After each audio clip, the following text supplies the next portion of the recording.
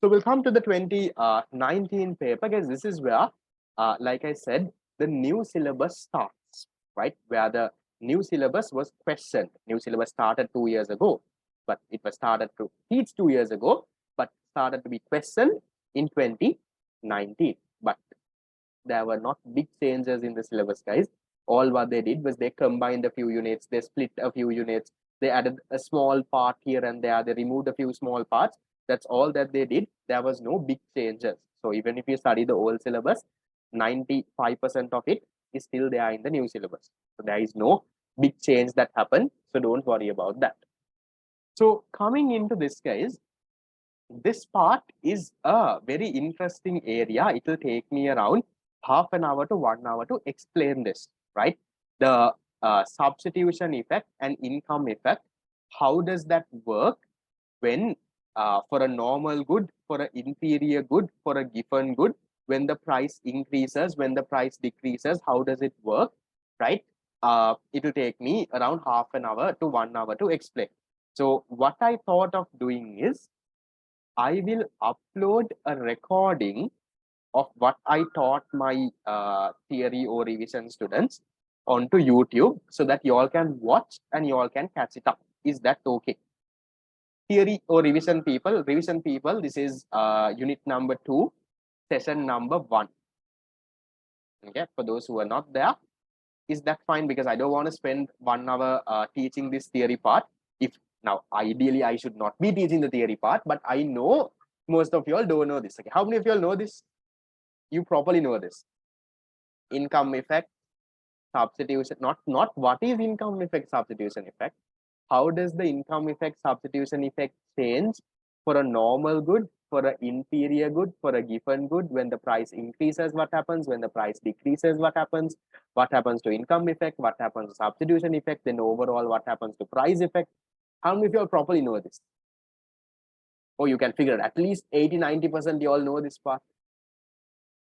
I can figure it out. This is what I should do. Yes, no. Okay, so I don't think anyone here knows it. Okay, I did teach, right? Okay, there are very few people who knows this. Okay, so what I will do, guys, these are theory area, right? So since this is not a theory class and a past paper class, I'll not be wasting time on this. But I found the recording of this also. This is the recording that I did. This is my actual theory class recording. I did this on the 20th of October 2022. Revision class people, you can go back to this recording, unit 2, session 1. So starting from 1 hour 3 minutes. These are the recordings that I was talking about, you know, which you all can get, right? Which you all can purchase. So see, one recording is roughly around 2 hours. These are a little bit more than 2 hours, 2 hours and 22 minutes. So starting from 1 hour 3 minutes to 2 hours 22 minutes, it's all about this story. So we will not waste time doing it in the class right now. So what I will do is I will upload this onto YouTube. You can watch, right? Go through in detail. Don't rush it and forward it and all of it.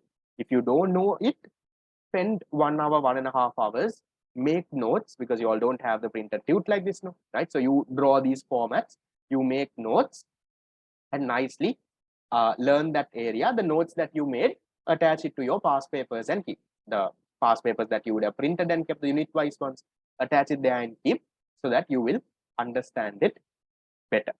Okay, so for that reason, I'm not going to explain this. I'll upload this recording before the 2019 A-level paper. So anyone watching the 2019 paper will watch that recording only and come. So anyone watching the recordings after 2018, make sure you watch the income effect, substitution effect. You watch those recordings and then come to this. In that recording alone, I would have explained this question. So therefore, I am skipping this. Okay, right. Going to the next. Easy one. Which of the following would shift the supply curve of a good to the left? Guys, we'll go a little faster. We'll finish. We have 2019, 20, 21, 22. We have 1 hour to go. We can finish. Can you quickly tell me, guys, which will shift the supply curve to the left? That means a decrease in supply. Come on, guys, quickly give me answers now.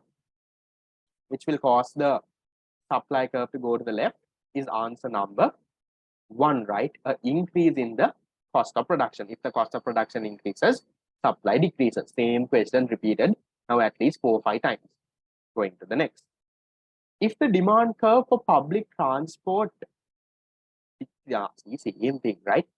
Demand for public transport decreases when a person's income increases. Then what should public transport be? Person's income is increasing, but the demand for it is decreasing. Let's say he's now going by Uber or buying his own vehicle. That means public transport is an inferior good, right? It's not a normal good. Income is increasing, he is buying less of it. Easy one. Going to the next. Third, given good. No, given good, we can't conclude that it's a given good. Now, in this same question, if they have told what when income is decreasing, when the income is increasing, this is decreasing, and also if they say there is a positive relationship with price, then you can say given good. But they have not given us that information, so therefore we can't say it's a given good. Okay, right. Next one. The diagram below shows the market demand curve for good X.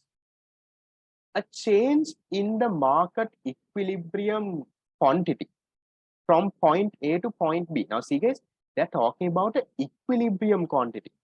Now when they talk about an equilibrium quantity, guys, you need to have in mind that means there is an imaginary supply curve, because you don't have equilibrium without supply, no guys.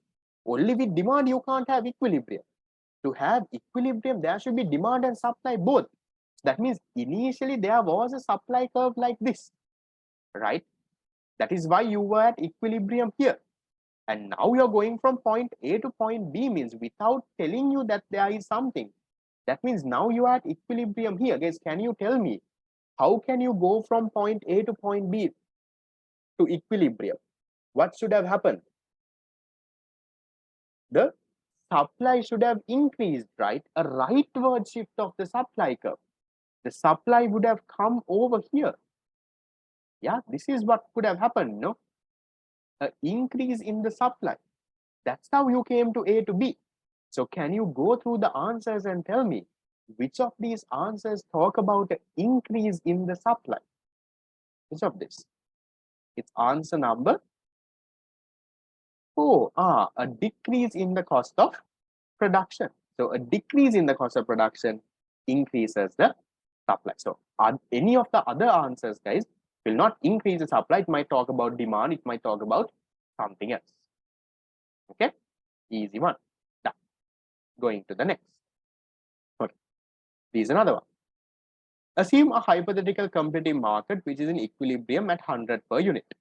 Now assume the market supply curve changes from being elastic at each price to becoming inelastic at each price, and the market equilibrium price does not change. What is the effect on consumer surplus and producer surplus? So I'll draw this with my zoom ruler, that is more clearer. Okay, the lines are clear. Okay, listen very carefully. You know, this I also don't know the answer, guys, but I will draw and I will figure it out. Okay, now when you ask me what happens, I also can't read and do it, but I can draw and figure it out. We'll see. Right, so equilibrium was 100. Market supply curve changes from being elastic to inelastic. So initially supply curve was elastic. Demand, they have not told anything. No? Okay, so we'll draw a normal demand curve. So initially, right, listen very carefully. In the question they have said what? In the question they have said, now assume the market supply curve changes from being elastic at each price to become inelastic at each price. So initially it is elastic. So that means initially this is our consumer surplus, the red area that you all know. No, guys, I don't have to teach all that. No. This is our producer surplus. So now what is happening? The supply is becoming inelastic, but our equilibrium price is not changing. Right? They are saying no. To become the same, and the equilibrium price does not change. So what should I do now? I should shift my supply curve like this. No, here inelastic supply curve, but the equilibrium can't change. Yes, can you tell me what happened? Okay, first of all, what happened to consumer surplus when the supply changed from elastic to inelastic? Consumer surplus. That is my red area. Did it increase or did it decrease? Consumer surplus. Consumer surplus increased or decreased? The red area, it didn't change. Consumer surplus, there was no change. The red area, right? It was still the red area. No, see, when I had it as an elastic curve also, consumer surplus is what? Is I'll highlight it with this. Okay. Consumer surplus is this area. No? This is consumer surplus. So now, even when I went from being elastic to inelastic, elastic to inelastic, did consumer surplus change? No. But what happened to producer surplus? Producer surplus went from this small area to now it is this entire area. So what happened? Producer surplus increased, consumer surplus remained unchanged. So which one is our answer then? Our answer is which one? Answer number 3. Consumer surplus unchanged, producer surplus increases. Now remember guys, in your year, how will they test this? They will not test the same thing. They will change the question. How can they change the question? They can change the question the other way. They can say, initially this was inelastic, then it became elastic. Or they can say demand was inelastic. Let's say demand was like this earlier, and now demand became elastic. That is your learning point from this question, guys. So you need to figure out, okay, now what if instead of supply, what if they ask demand? Instead of saying elastic, inelastic, what if they say from inelastic to elastic? What if they say the other way around? What if they say perfectly elastic? What if they say perfectly inelastic? So those are your thinking points from a question like this. So take some time, go through, because they will not repeat the same question again. They will make a small change to this question if they are testing it in your year. Okay, right. So, okay, explained again. There is nothing big here to explain again, guys. So all what I did is I drew the diagram. So they said in this question, they said initially supply is elastic. Okay, initially supply is elastic, and now supply is becoming inelastic. And then they're asking what is happening to consumer surplus and producer surplus. So this is an elastic supply curve, a flatter supply curve. So in this supply curve, this area is the consumer surplus, this area is the producer surplus. So then when this supply becomes inelastic, that means it becomes a steeper curve, while the equilibrium price does not change. So I will intersect it at the same 100. So now what happened? Consumer surplus remained unchanged, that didn't change, but the producer surplus, which earlier was only it was only this area, no guys. Earlier producer surplus was this small area, right? This area here. And then what happened? Now when you make it inelastic, producer surplus becomes this entire area. Yeah. Fine. That's all that is there in this question number 9, answer number 3. But this question, there could be so many other variations which you can practice at home. Okay, done. Moving to the next. Question 10. Diagram below shows the market demand and supply curves for a normal good. The market equilibrium price. Okay, think as market equilibrium price could rise from P1 to P2 if. How can you go from P1 to P2? So this is the equilibrium price right now. What could happen, guys? There could be different ways this could happen. So this is P2, right? How can you go to P2? One is the demand can increase, right? If the demand increases, you can go to P2. But is that the only way that you can go to P2? What if the QS decreases? What if QS goes from here to here? Then also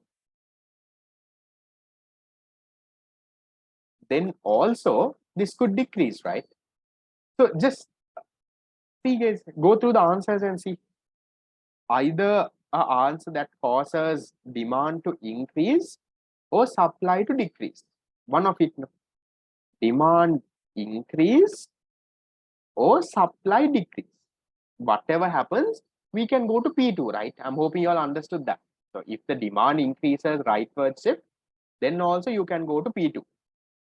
Or if the supply decreases leftward shift, then also equilibrium price can be P2. Okay, just see any answer that talks about a demand increasing or supply decreasing. So either the demand can increase or supply can decrease. Okay, first one, consumers' income increase. Normal good, consumer income increase, demand increase. Can be the one, right?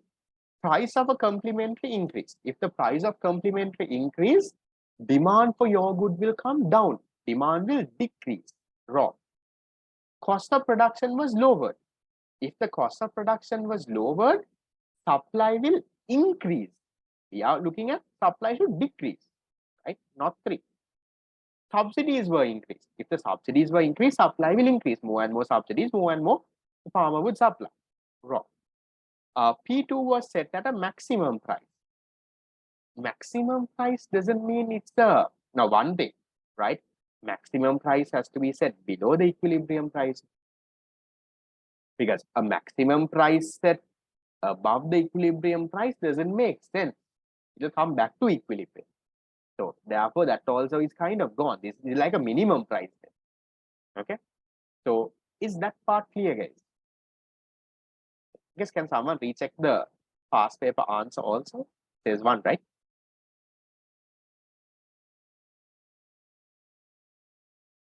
Yes. Is that okay?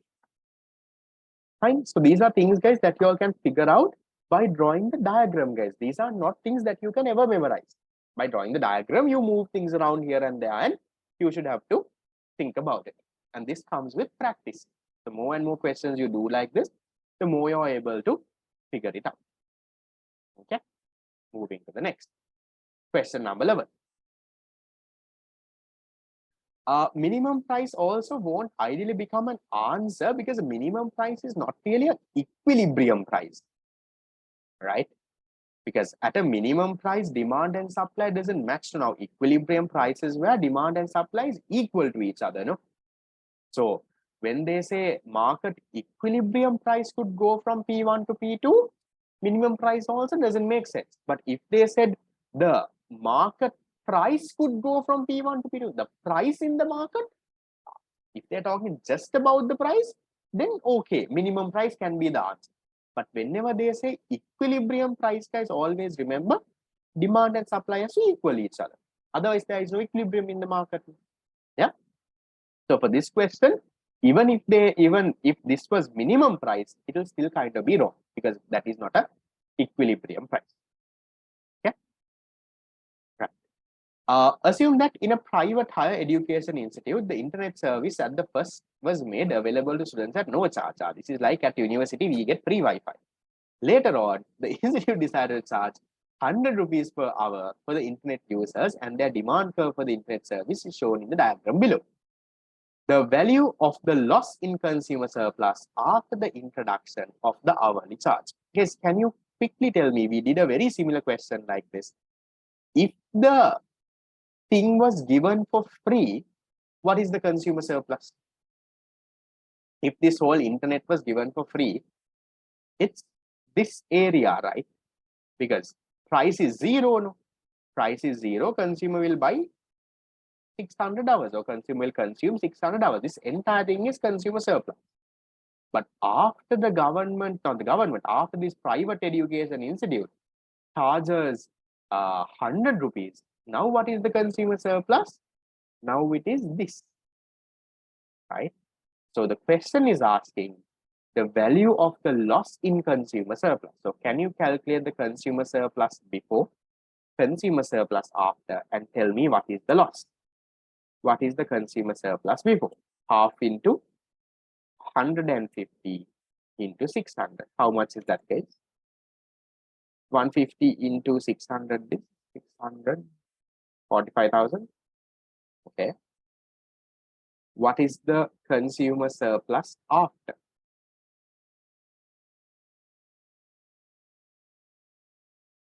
CS after is half into height is 50, 150 minus 100. What is the base? Base is 200. So then how much is the consumer surplus after? 50 into 200 is 10,000. Half of 10,000 is 5,000. So what is the loss in consumer surplus? Loss in consumer surplus is 40,000. Okay. How many of you got that correct, guys? First attempt got it correct before me explain.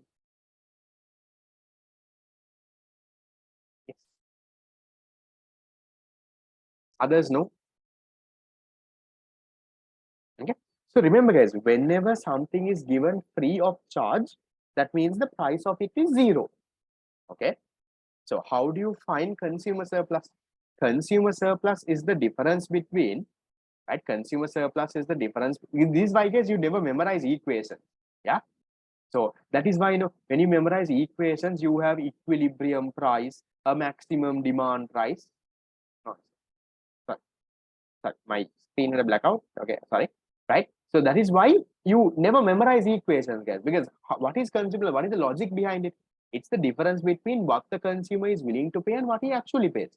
So what he is willing to pay is shown by the demand curve. When the price is given for, when the thing is given for free, he is actually paying 0. That means this entire thing is consumer surplus when the price is 0, when there is no charge. Then after that, when they charge 100 rupees, then what happens? Then he is buying only 200 units. He is willing to pay this much. Only this difference becomes his consumer surplus. That's why, guys, don't memorize equations, guys, because when you memorize equations for consumer surplus, that's a mistake that teachers also do.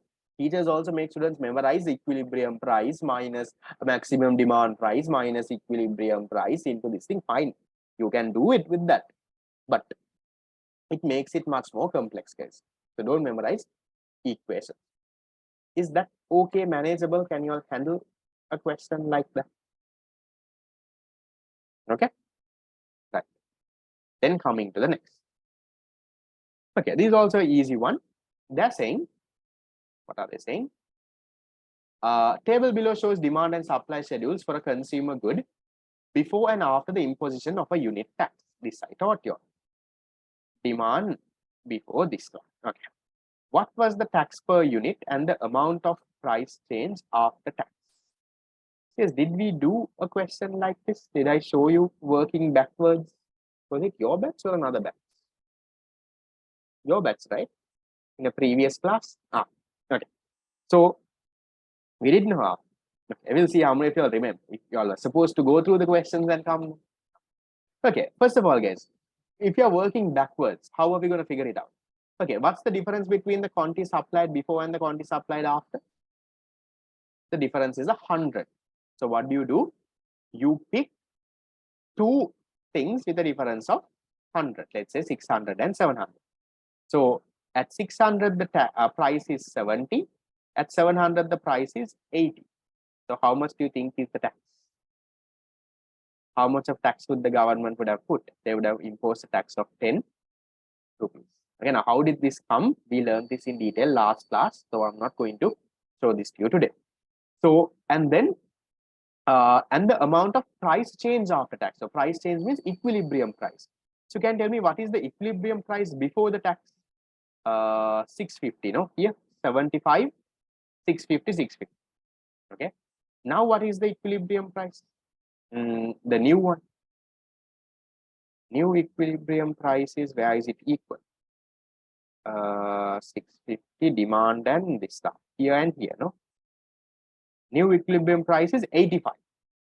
Previous equilibrium price is 75. New equilibrium price is 85.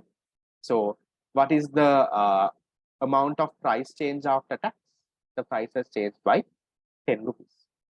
So which one is our answer? Answer is number 2. Is what can tell about this demand, guys, by looking at the numbers? You should be able to figure this out now. Demand is what? by looking at the numbers.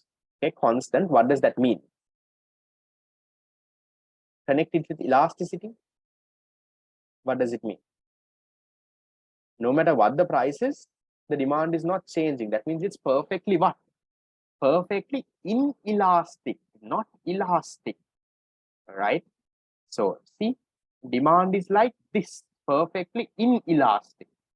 And then you have the supply curve. Sorry, you have the supply curve. And what's happening? There is a tax. So supply is going to this way. And as a result, what happens? Earlier equilibrium price was 75. Now the equilibrium price is 85. Quantity is how much? Quantity is 650. Can you tell me, guys, who is bearing the tax? Consumer or the producer? Are they bearing most of it or are they bearing it entirely? Can you tell me about the tax burden in this question? Is any party bearing the entire tax or is some party bearing more of the tax? What's happening? What can you tell about the tax burden? Demand is perfectly inelastic. Demand is perfectly inelastic. What is happening? Consumer is bearing the entire tax. There is a tax of 10 rupees.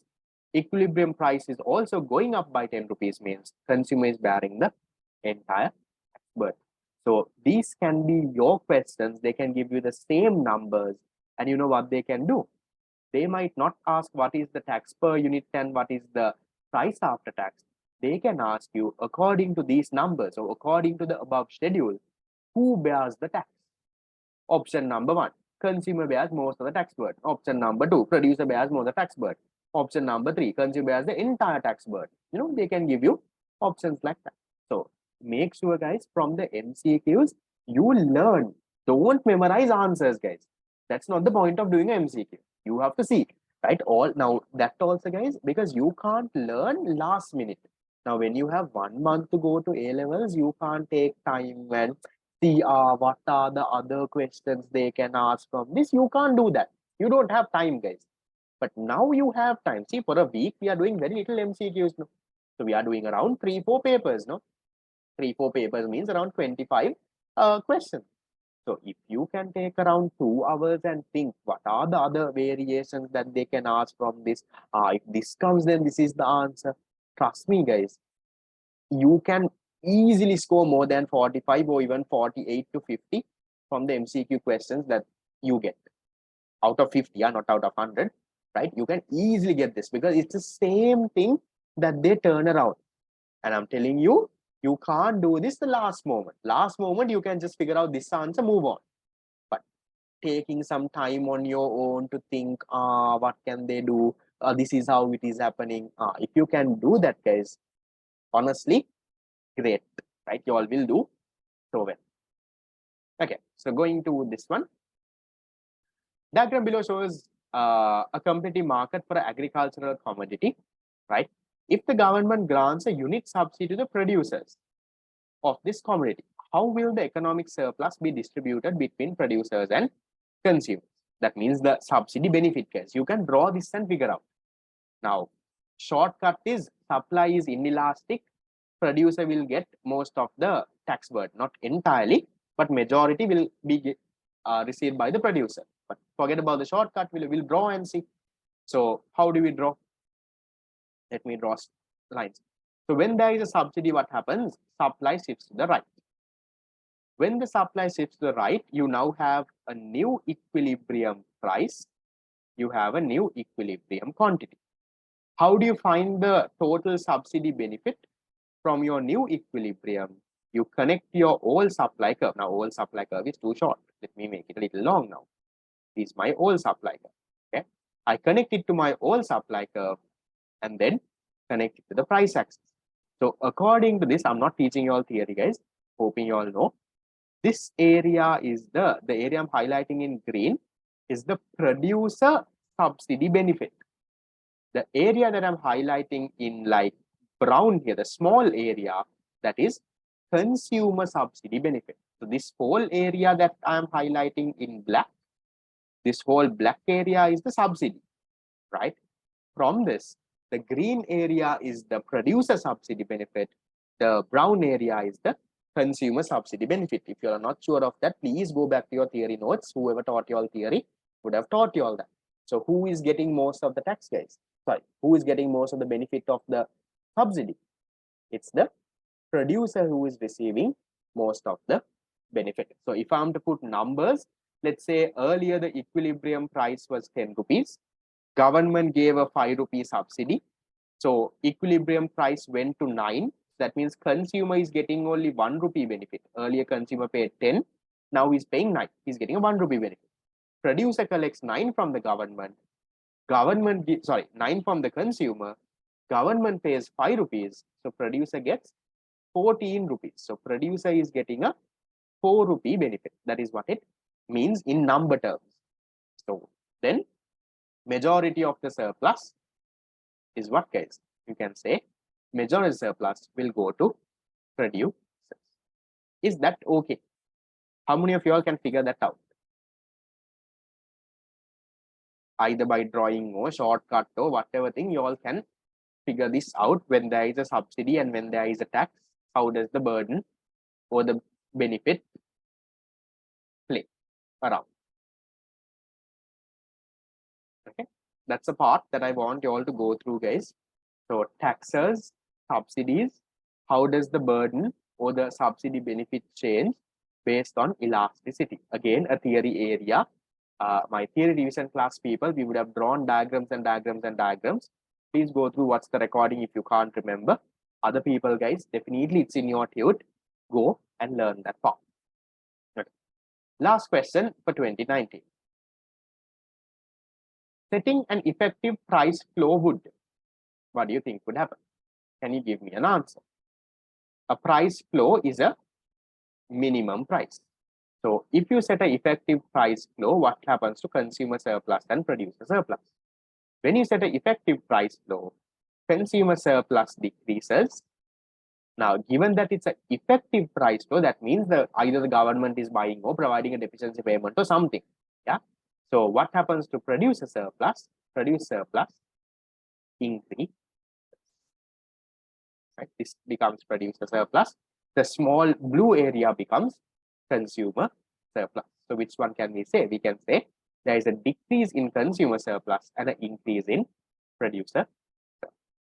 Done. Right, that's the 2019 one. Hoping that you all did okay.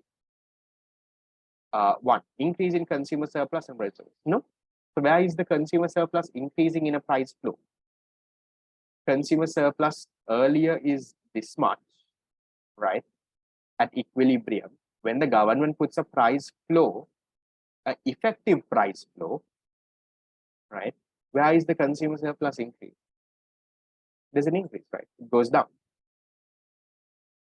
According to the second method, that market prices change. Second method.